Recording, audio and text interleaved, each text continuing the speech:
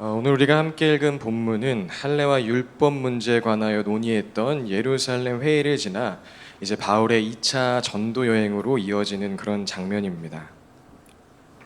사도행전의 저자인 누가는 이제 오늘 본문에서 시작하여 사도행전 18장까지 바울의 2차 선교 여행, 즉 바울 일행이 이 안디옥 교회에서 출발하여 현 튀르키예 지역인 더베와 루스드라, 그리고 그리스 지역인 빌립보, 데살로니가, 고린도 등을 지나 다시 안디옥 교회로 돌아오기까지의 선교 여정을 소개하고 있는데요.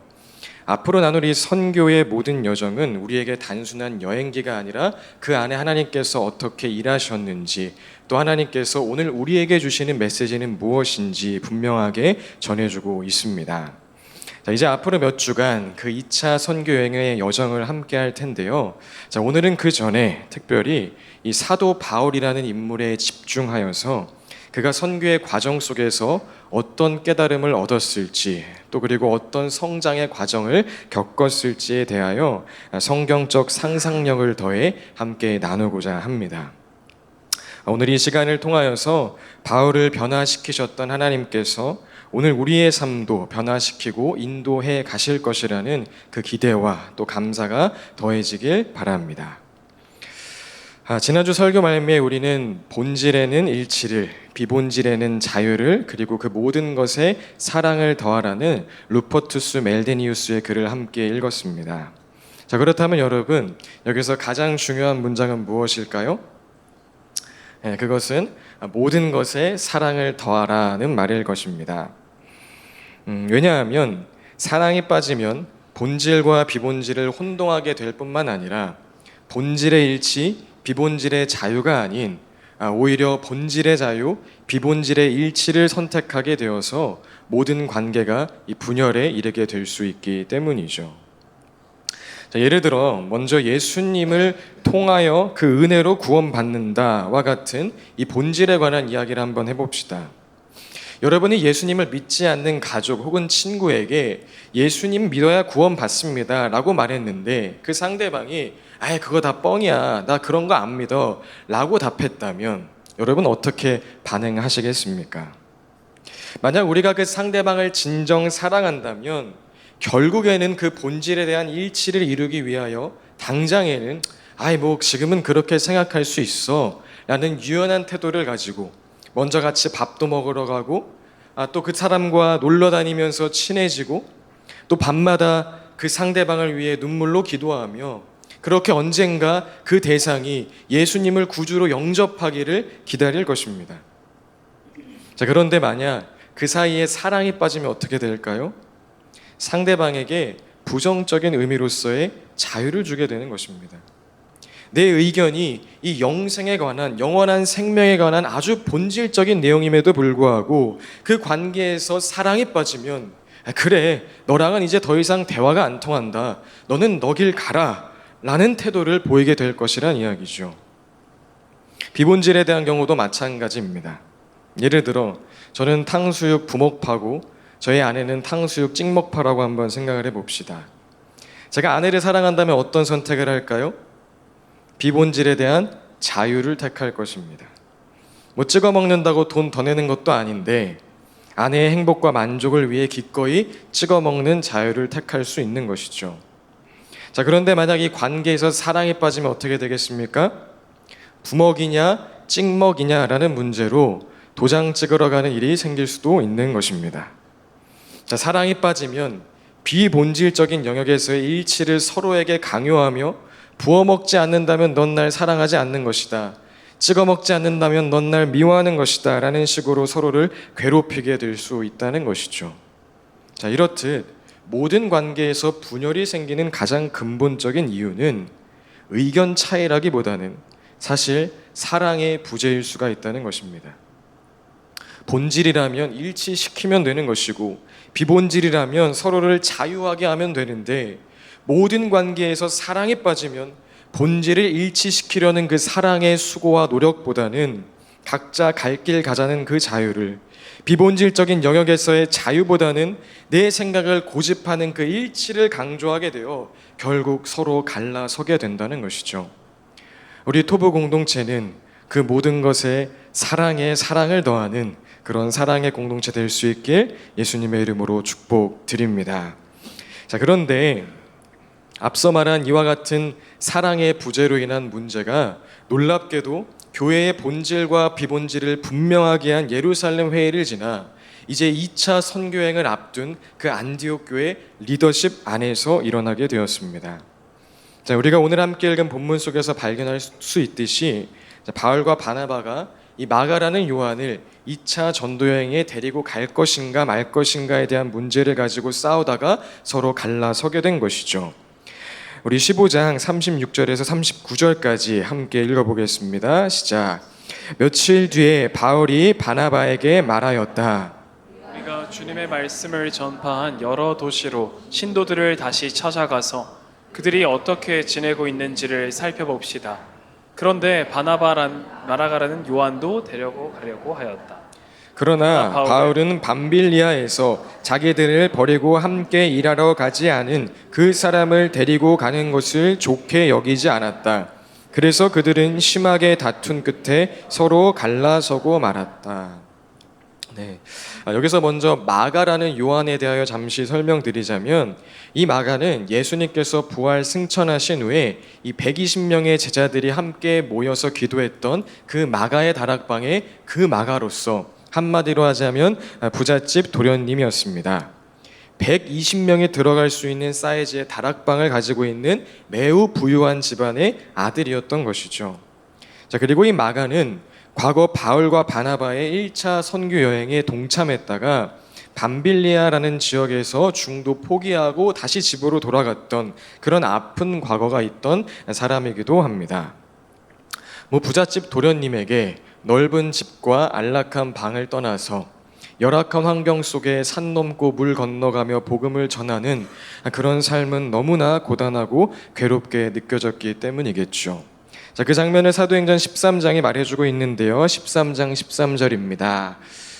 함께 읽어볼까요? 시작. 바울과 그 일행은 바보에서 배를 타고 밤빌리아에 있는 버가로 건너갔다. 그런데 요한은 그들과 헤어져서 예루살렘으로 돌아갔다. 네. 자, 그리고 오늘 본문으로 돌아오자면 바로 과거의 이 사건이 오늘 바울과 바나바가 싸우게 된 그 원인이 되었던 것입니다.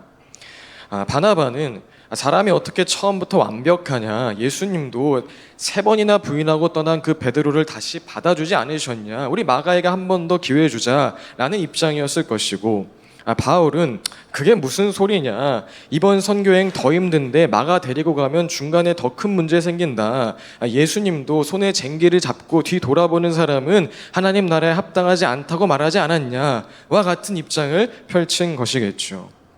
자, 그리고 둘은 이 의견 차이를 좁히지 못하고 심하게 다툰 후에 서로 갈라지게 되었다는 것입니다.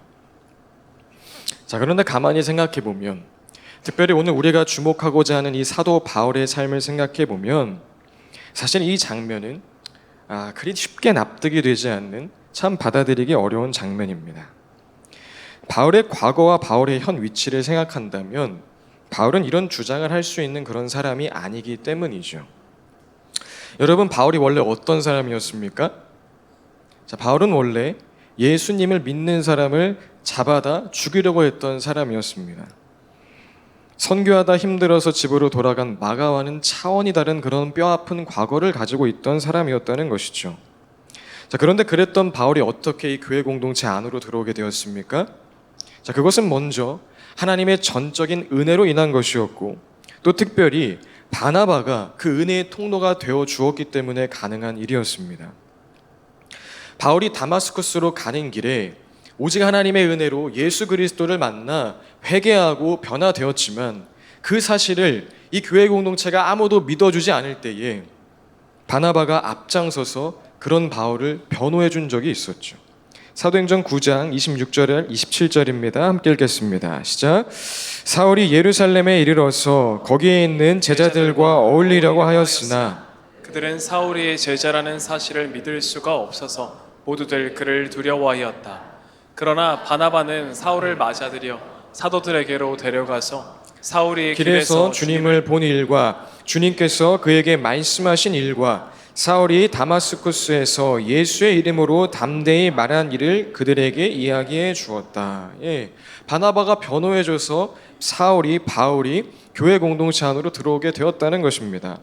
그리고 또 바울이 유대인들의 위협을 피해 자신의 고향인 다소로 내려가서 그곳에서 약 10년간 머물고 있을 때에 아무도 바울을 찾는 이 없고, 하나님 이럴 거면 왜 날 부르셨습니까? 그런 의문만 가득할 수 없는 그때에도 그런 바울을 다시 데리고 와서 하나님 나라 일에 동참시키고자 했던 인물도 바로 누구였죠? 예, 바나바였죠. 우리 11장 25절 26절입니다. 함께 읽겠습니다. 바나바는 사울을 찾으려고 다소로 가서 그를 만나 안디옥으로 데려왔다. 두 사람은 1년 동안 줄곧 거기에 머물면서 교회에서 모임을 가지고 많은 사람을 가르쳤다. 네. 즉 누구보다 심각한 과거를 가지고 있었고, 또 누구보다 큰 하나님의 은혜를 받았던 사람이 바울이었고, 또 그 은혜의 통로가 되어준 사람이 바로 이 바나바였다는 것입니다. 그런데 바울이 지금 그런 바나바 앞에서 선교를 중도 포기한 마가에게 난 한 번의 기회도 더 줄 수 없습니다 라고 말했다는 것은, 에이 설마 바울이 그랬을까 라는 생각이 들 만큼 이해하기 어려운 장면이라는 것이죠. 자, 그리고 심지어 지금 교회사적으로는 어떤 상황입니까? 우리 지난주에 나눈 것처럼 얼마 전 예루살렘 회의를 통해 우리는 오직 주의 은혜로 구원받는다, 그리고 은혜로 구원받았음을 안다면 이제 비본질적인 것으로 서로를 괴롭게 하지 말자는 결정을 내리고 온 교회가 이 결정에 동의하며 함께 기뻐하고 있었던 그런 상황이었습니다. 그리고 또 심지어는 이와 같은 의견을 낸 주요 인물 중 한 사람이 바로 이 바울이었죠.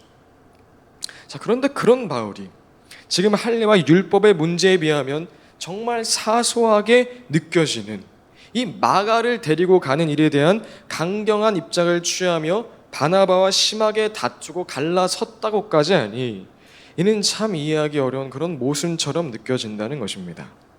자, 그래서 바울을 옹호하는 일부 학자들은 이 심하게 다투었다는 말의 헬라어 단어인 파록시스모스는 격려라는 뜻으로 번역될 수 있다고 말하며, 이는 다툰 것이 아니라 서로를 심하게 격려한 것이다 라고 주장하기까지도 합니다. 자, 그런데 과연 그럴까요? 물론 이것이 사실이라면 앞서 말한 모든 의문점들이 한 번에 해결되기 때문에 저 또한 사실이길 바라는 마음이 있지만, 이는 바다 위에 배가 떠 있습니다 라는 문장에서 그런데 그 배는 먹는 배로 해석됩니다 라고 말하는 것과 같이 이 문맥을 전혀 고려하지 않은 해석이기 때문에 사실상 받아들이기가 어려운 주장입니다. 따라서 은혜로 구원받고 바나바의 도움을 받고 예루살렘 회의의 주역이었던 바울은 이해하기는 어렵지만, 납득하기는 어렵지만 진짜 마가의 문제로 바나바와 제대로 한바탕 했다고 볼 수밖에 없다는 것입니다. 자, 그럼 바울은 도대체 왜 이렇게 이해하기 어려운 모습을 보여준 것일까요? 답은 간단합니다. 바울도 사람이기 때문이겠죠. 그런데 더 중요한 질문이 있습니다. 그러면 성경은 왜 굳이 이런 본문을, 이런 바울의 아픈 내용들을 기록해 둔 것일까요? 저는 성경이 오늘의 이 장면뿐만 아니라 아브라함이 아내 사라를 누이라 속인 것, 그리고 다윗이 밧세바를 범한 것과 같은 심각한 장면까지도 빠짐없이 기록해 둔 것은 이를 통해 인간의 실존을 깨닫게 하고 한 인간을 주목하게 하는 것이 아니라 그 인생을 붙드시는 하나님을 모두가 찬양하게 하기 위함이라고 생각을 합니다. 아브라함이 대단한 것이 아니라 아브라함을 인도하신 하나님이 대단한 것이다. 다윗이 위대한 것이 아니라 그 다윗을 붙잡는 하나님이 위대한 것이다. 바울에게 능력 있는 것이 아니라 바울을 인도하신 하나님께 능력 있는 것이다. 그 하나님께서 오늘도 너희와 함께 하신다와 같은 메시지를 우리에게 분명하게 말해주기 위함이라는 것이죠. 즉 바울이 이제 리더의 역할로 본격적인 선교행을 출발하는 그 16장을 앞두고 오늘 성경이 바울의 이 아픈 지점을 명확하게 소개하고 있는 것은 다시 한번 바울은 위대한 하나님의 사람이었지만 그것은 바울이 잘나서가 아니라 이런 바울을 하나님께서 바울되게 하셨기 때문이다 라는 것을 우리에게 분명하게 보여주기 위함이라는 것입니다. 이를 누구보다 정확하게 알았을 사도 바울 자신도 이후에 이렇게 고린도전서에서 고백하죠. 우리 함께 읽어볼까요? 그러나 나는 하나님의 은혜로 오늘의 내가 되었습니다. 나에게 베풀어 주신 하나님의 은혜는 헛되지 않았습니다. 나는 사도들 가운데 어느 누구보다도 더 열심히 일하였습니다. 그러나 이렇게 한 것은 내가 아니라 나와 함께 하신 하나님의 은혜입니다. 아멘. 예수님을 핍박하던 인생에서 예수님을 전하는 인생으로 변화시켜 주신 그 하나님의 은혜를 알고 본질과 비본질이 무엇인지도 알고 그 모든 것에 사랑을 더해야 함을 알매도 불구하고 때로는 그렇게 살지 못했던 것이 바울이지만 또 그게 인생이지만 바울 자신이 고백하는 것처럼 하나님은 그런 바울을 결국 하나님 앞에 충성된 자 하나님의 사도 바울이 되게 하셨다는 것입니다.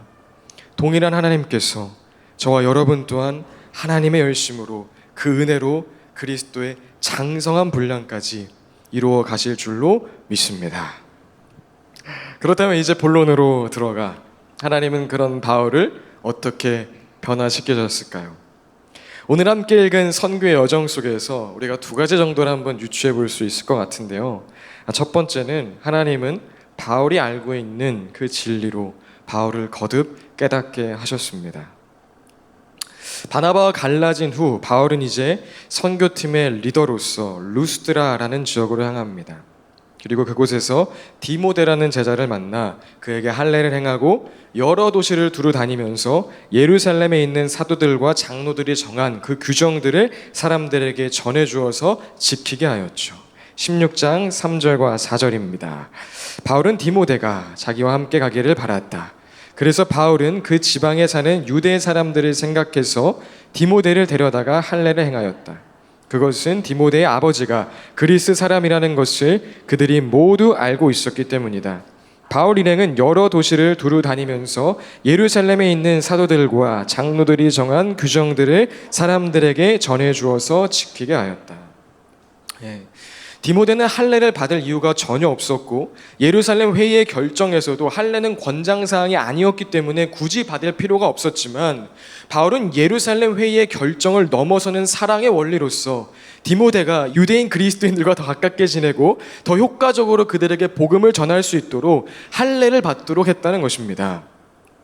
그리고 여러 도시를 두루 다니면서 예루살렘에 있는 사도들과 장로들이 정한 규정들, 즉 구원은 오직 은혜로 인한 것입니다. 그리고 그 은혜를 받은 자라면 서로 사랑으로 섬겨야 합니다를 가르쳤다는 것이죠. 그렇다면 여러분, 바울은 이런 사역을 하면서 어떤 생각을 하게 되었을까요? 성경에 명시적으로 나타나 있진 않지만 바울은 이 시간들을 통해 분명 마가의 문제로 바나바와 다투었던 그 자신의 모습을 돌아보게 되었으리라 생각합니다. 유대인들을 복음으로 인도하기 위해 디모데에게 할례를 받으라고까지 말하는 내가 마가를 복음의 일꾼으로 세우는 일에는 전혀 마음 두지 않았구나. 사랑하라고 말하는 내가 사랑하지 못했구나. 진리를 선포하는 내가 진리대로 살지 않았구나. 그 모순적인 삶에 대한 괴로움을 느꼈을 것이라는 이야기죠. 그리고 그 암과 삶의 차이에서 오는 괴로움을 통해 하나님은 바울을 자라나게 하셨을 것이라는 이야기입니다. 누군가 설교는 하나님이 목회자에게 주신 벌이다 라고 말한 것을 들은 적이 있는데 저는 아직 미성숙해서 그런지 그런 말이 너무나 공감이 되었습니다. 매주 20-30분 분량의 이 페이퍼를 작성하는 것 자체가 괴롭기 때문이기도 하겠지만 무엇보다 그 말에 공감이 된 이유는 제가 전하는 이 말씀이 항상 저를 찌르기 때문입니다. 한 주의 삶을 돌아보면 제가 전한 말과 제 삶이 얼마나 다른지 모릅니다. 묵상한 말씀과 진짜 내 마음의 격차가 얼마나 큰지 모릅니다. 그 차이가 설교가 벌이라고 느껴질 만큼 저를 너무나 괴롭게 한다는 것입니다. 그러나 그럼에도 제가 이 자리에 오늘도 서 있는 것은 다른 거 없습니다.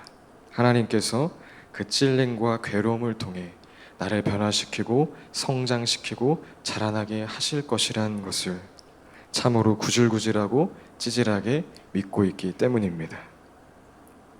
사랑하는 여러분, 우리는 몰라서 못하는 거 아닙니다. 사실 어떻게 생각하고 말하고 행동하고 결정해야 할지 하나님이 이미 알게 하셨을 것입니다. 이제가 하나님이 알려주신 그 깨달음이 일상에서 우리의 삶에서 또 성도의 교제 속에서 우리의 마음을 찌르기 원합니다. 그리고 그 찔림을 통하여서 우리 또한 바울처럼 그리스도 안에서 함께 성장할 수 있길 바랍니다. 다음으로 두 번째, 하나님은 바울에게 하나님의 주권을 경험하게 하심으로 바울을 변화시키셨습니다. 바울은 루스드라에서의 사역에 이어 계속해서 아시아에서 하나님의 말씀을 전하고자 했습니다.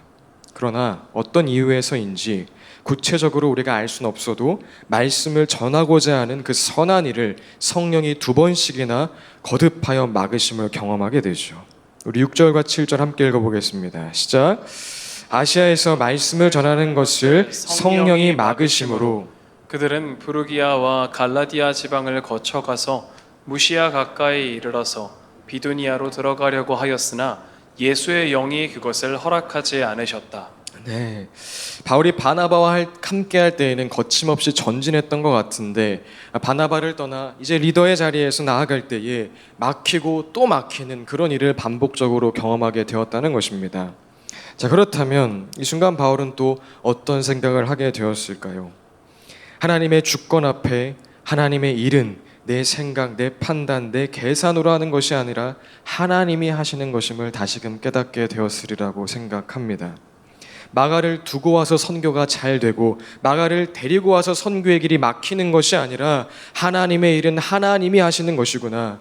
인간적으로 아무리 완벽해 보이는 상황에서도 하나님이 막으시면 안 되는 것이고 모든 것이 불가능한 상황에서도 하나님이 하시면 되는 것이구나를 다시금 깨닫게 되었을 것이란 이야기입니다. 우리의 삶 속에도 이와 같은 하나님의 주권적인 역사가 나의 생각, 나의 판단, 나의 뜻과 계획을 뒤엎는 그 하나님의 주권적인 손길이 우리 안에 임하길 예수님의 이름으로 축복드립니다. 우리 모두 그렇게 하나님의 주권을 경험하면 어떤 일에 대하여 또 사람에 대하여 사랑할 수 없고 품어줄 수 없고 기다려줄 수 없는 그런 우리의 조급함도 녹아져 내림을 경험하게 될 줄로 믿습니다. 자, 여하튼 이 밖에도 바울의 삶 속에는 수많은 우여곡절이 있었고 성경에 다 기록되어 있지 않은 바울만이 아는 그 수많은 경험들이 있었겠지만 분명한 것은 하나님은 그 모든 시간을 통해 또 수많은 방법과 방식들을 통하여 사도 바울을 끊임없이 하나님의 사람 바울, 하나님의 심정을 가진 그 사도 바울로 빚어 가셨다는 것입니다. 자, 그래서 이후에 바울은 결론적으로 어떻게 변화됩니까? 정말로 사랑을 누구보다 절절하게 노래하는 그런 사도가 되죠. 우리 고린도전서 13장 1절에서 7절까지 함께 읽어보겠습니다. 시작. 내가 사람의 모든 말과 천사의 말을 할 수 있을지라도 내게 사랑이 없으면 울리는 징이나 요란한 꽹과리가 될 뿐입니다. 내가 예언하는 능력을 가지고 있을지라도 또 모든 비밀과 모든 지식을 가지고 있을지라도 또 산을 옮길 만한 모든 믿음을 가지고 있을지라도 사랑이 없으면 아무것도 아닙니다. 내가 내 모든 소유를 나누어 줄지라도 내가 자랑 삼아 내 몸을 넘겨줄지라도 사랑이 없으면 내게는 아무런 이로움이 없습니다. 사랑은 오래 참고 친절합니다. 사랑은 시기하지 않으며 뽐내지 않으며 교만하지 않습니다. 사랑은 무례하지 않으며 자기의 이익을 구하지 않으며 성을 내지 않으며 원한을 품지 않습니다. 사랑은 불의를 기뻐하지 않으며 진리와 함께 기뻐합니다. 사랑은 모든 것을 덮어주며 모든 것을 믿으며 모든 것을 바라며 모든 것을 견딥니다. 아멘. 그리고 성경을 보면 이후에 바울은 오늘 그렇게 내쳤던 마가를 다시 받아들임 또한 우리가 발견하게 되죠. 바울의 후기 서신 중 하나인 빌레몬서 1장에서는 마가를 동역자라고 표현하는 장면을, 그리고 바울의 마지막 서신인 디모데후서 4장에서는 마가를 나의 일에 유익한 자로 말하는 장면을 확인하게 됩니다. 바울도 사람이기에 실수할 수 있고 미숙한 부분이 있지만 하나님의 기준으로 본다면 그냥 하나님 앞에 절대 설 수 없는 자, 하나님의 사도로 쓰임받을 수 없는 인생이 이 바울이었지만 하나님은 그런 바울을 구원하셨고, 구원하실 뿐 아니라 바울의 모든 시간과 과정을 통해 바울을 변화시키셨고 성장시키셨다는 것입니다. 하나님께서 동일하게 저와 여러분 또한 하나님의 열심으로, 하나님의 최선으로 그리스도의 장성한 분량에 이르기까지 자라나게 하실 줄로 믿습니다. 자, 오늘은 여기서 이제 말씀을 마무리해도 되지만 한 가지 부록처럼 추가로 말씀드리고 말씀을 마무리하자면, 여러분, 하나님의 열심을 신뢰하는 자는 그 삶의 방향이, 마음의 소원이 분명하다는 것 또한 오늘 꼭 함께 기억하시기 바랍니다. 오늘 바울이 바울답지 않은 모습을 보인 듯 했지만 그 마음의 중심은 부와 명예와 자신의 편함과 안락함이 아닌 언제나 예수 그리스도를 향하여 있었던 것처럼, 하나님의 열심을 신뢰하며 그 안에 거하는 자의 삶의 방향은 언제나 예수 그리스도께로, 그 목적이 언제나 예수 그리스도께로 향하게 되어 있다는 것입니다. 지금의 나의 모습이 연약하고 부족할지라도 그것을 핑계 삼아 뭐 어쩔 수 없지, 나중에 시간 지나면 하나님이 알아서 다 하시겠지가 아니라, 진짜 하나님의 열심을 신뢰하며 그 안에 거하는 자라면 부족하고 연약할지라도 그냥 그 모습 그대로 오늘 내가 할 수 있는 최선의 마음으로, 최고의 마음으로, 하나님 나 부족하지만 하나님의 기쁨 되기 원합니다. 하나님 나 연약하지만 진짜 하나님 마음에 합한 삶을 살아가기 원합니다. 그렇게 소원하게 된다는 것입니다. 그 마음이 하나님의 열심 안에 거하는 우리 모두의 삶 속에 분명하게 확인될 수 있길 바랍니다.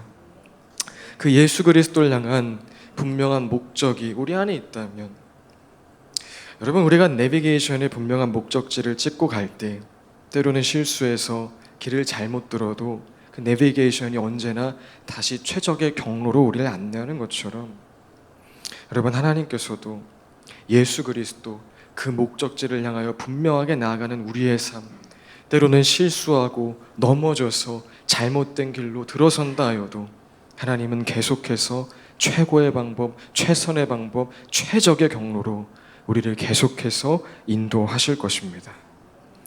말씀 마무리합니다. 오늘 바울이 보여준 모습은 사실 참 이해하기 어려운 그런 모습이고 장면이었습니다. 그러나 그것이 사람이고 그것이 우리의 삶입니다.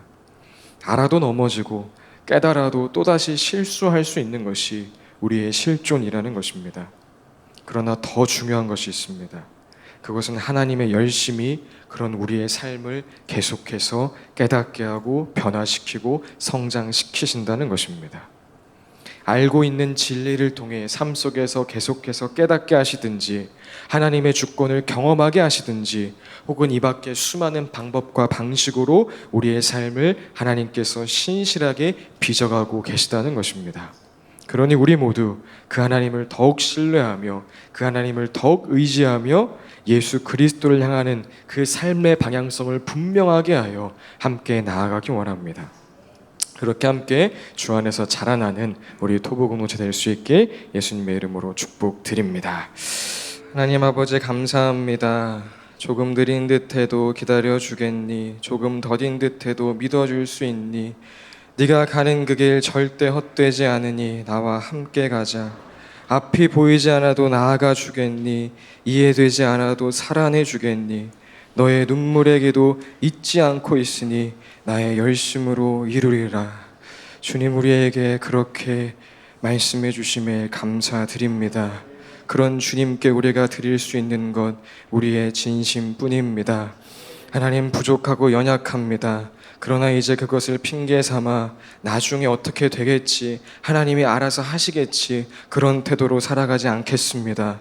부족하면 부족한 대로, 연약하면 연약한 대로 그냥 오늘 우리의 진심을, 그 중심을 주님께 드리게 하여 주옵소서. 그리고 간절히 구하는 것은, 주님의 긍휼과 자비를 구하는 것은, 주여 주님을 향하는 우리의 진심을 받아주시사 그 하나님의 열심으로 우리의 모든 진심을 전심되게 인도하여 주옵시고 우리의 모든 부족함을 완전함으로 인도하여 주시옵소서. 이미 우리 안에 그 일을 행하신 주님을 찬양합니다. 감사드리며 예수님의 이름으로 기도합니다. 아멘. 아멘.